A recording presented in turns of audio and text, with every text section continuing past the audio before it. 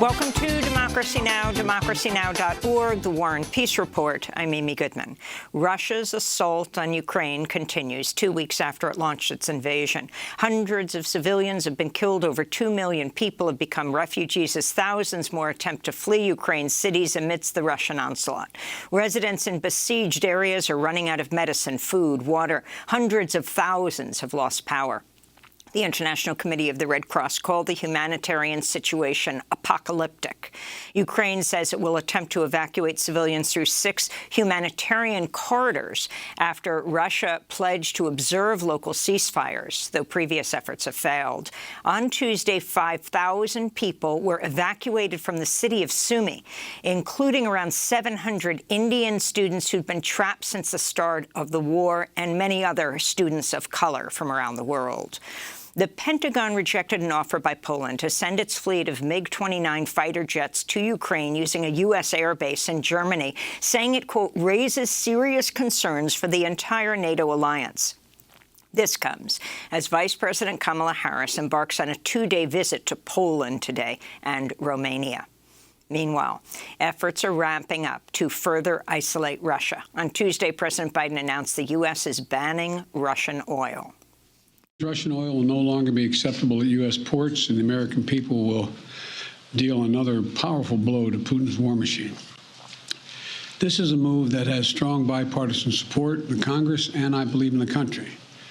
Americans have rallied to support their Ukrainian people and made it clear we will not be part of subsidizing Putin's war. In response, Kremlin accused the U.S. of declaring an economic war on Russia. The U.S. imports 3% of its crude oil from Russia.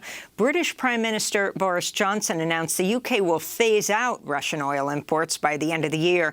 Meanwhile, the European Union outlined plans to cut Russian gas imports by 2/3 this year and end dependency on Russian fossil fuels, quote, well before 2030. McDonald's, Coca-Cola, Pepsi, and Starbucks have temporarily stopped doing business in Russia. Ukraine's state-run nuclear company is warning of a radioactive leak risk after losing power at the Russian-occupied Chernobyl nuclear plant. Meanwhile, a Moldovan oil tanker appears to still be burning in the Black Sea nearly 2 weeks after it was reportedly hit by a Russian military strike.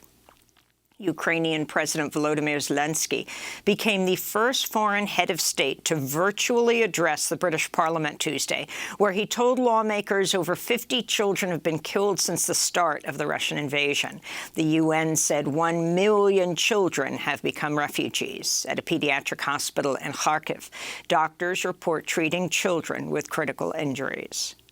We have operated on 4 children suffering from shrapnel wounds or bullet wounds. Sadly, one little girl died yesterday. She was admitted on the first night of the aggression and invasion of our country. Yesterday, another little boy was admitted. The boy was inside a multi-story residential block which was hit by a missile. Venezuela's released 2 jailed U.S. citizens following a rare visit to Caracas by a delegation from Washington, D.C. One of the freed prisoners is Gustavo Cardenas, a Citgo oil executive who was arrested in 2017 and convicted of corruption, a charge rejected by the U.S. The other is Cuban-American Jorge Alberto Fernandez, reportedly accused of terrorism for flying a drone. The White House said talks about releasing American prisoners were not related to a possible easing of sanctions on Venezuela amidst the Russian oil ban. In Guatemala, a massive data leak has revealed the multinational mining giant Solway Group bribed local police and other officials to repress indigenous resistance to its destructive open-pit nickel mine in the town of El Astor in the eastern Izabal region. Leaked documents show Solway, which is based in Switzerland, hid evidence of environmental destruction in the region, including the pollution of a sacred lake, spied on journalists who investigated the mine, and intimidated and bribed local community leaders. The report was published by Forbidden Stories and was led by 65 journalists around the world. A Washington, D.C. jury found Guy Wesley Reffitt, the first Capitol insurrection defendant to go on trial, guilty on all 5 charges he faced. Reffitt, who's aligned with the far-right militia, the Three Percenters, led the pro-Trump mob that breached the Capitol building as Congress was certifying the 2020 election. He also threatened his children so they wouldn't turn him in to authorities. His 19-year-old son, Jackson Reffitt, nonetheless shared information with the FBI about his father's participation in the attack and testified against him during the trial. Guy Reffitt now faces 20 years in prison for obstruction of justice and obstruction of Congress. In related news, a federal grand jury Tuesday indicted Enrique Tarrio, leader of the far-right Proud Boys, with conspiracy to obstruct Congress on January 6th. Tarrio was not at the Capitol insurrection, having been arrested 2 days earlier for vandalism at a black church. But prosecutors say he was fully involved in the planning of the attack and was in touch with other Proud Boys during the assault. The Florida State Senate passed the anti-LGBTQ education bill known as the Don't Say Gay bill Tuesday, despite stark opposition from Democrats, rights advocates, and many students and educators. The bill, which would ban discussions of sexuality and gender identity in schools, now heads to the desk of Florida Governor Ron DeSantis, who's voiced support for the measure. On Tuesday, State Senator Chevron Jones, Florida's first openly gay member of the Senate, made an emotional plea to his colleagues during debate. And to those who think you can legislate gay people away, I'm sorry. You cannot. I think you should spend your time legislating to protect them. So to those children who were out there yesterday, and to every person who have been rejected by anyone, we love you. Thank you for showing up every single day as your true, authentic self. Keep going. The Idaho State House has passed a bill that would criminalize gender-affirming health care for transgender children and teens, joining several other U.S. states that have enacted or introduced similar bills. The bill makes it a felony punishable with life in prison for a doctor to provide the medically necessary care, which includes surgeries and hormone treatments. It would also make it a felony to take trans youth out of the state to receive the life-saving care elsewhere.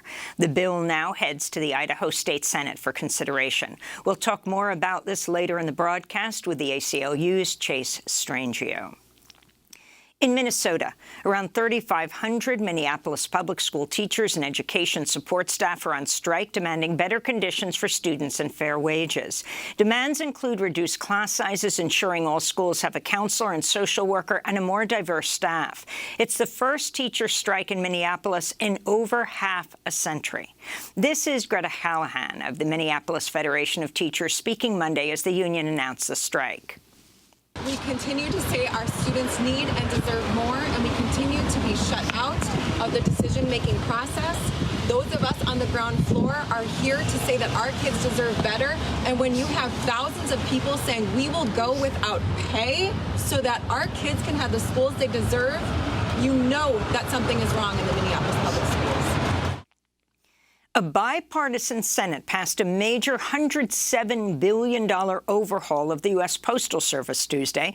The Postal Service Reform Act eliminates a costly 2006 mandate that required the U.S. Post Office to fund employee retirement benefits 75 years in advance and instead directs retired workers to enroll in Medicare. The plan also ensures deliveries 6 days a week, orders the creation of an online delivery dashboard, and strengthens financial reporting requirements to Congress. The measure, which cleared the House with overwhelming support last month, now heads to President Biden's desk for signing. Meanwhile, a House bill is expected to be introduced today that would require a contract for a new fleet of delivery trucks to be made up of at least 75% electric vehicles. Here in New York City, immigrant workers left out of government pandemic relief took to the streets Tuesday, International Women's Day, shutting down traffic on the Manhattan and Brooklyn bridges. Workers and advocates are demanding $3 billion be added to the Excluded Workers Fund and the creation of a permanent unemployment insurance program. This is Ana Maria Archila, longtime activist, now running for lieutenant governor of New York. Governor Hochul had an opportunity to include the Excluded Workers Fund in her budget, and she chose not to. Governor Hochul had an opportunity to make sure that immigrant families would not be excluded from healthcare, and she chose not to.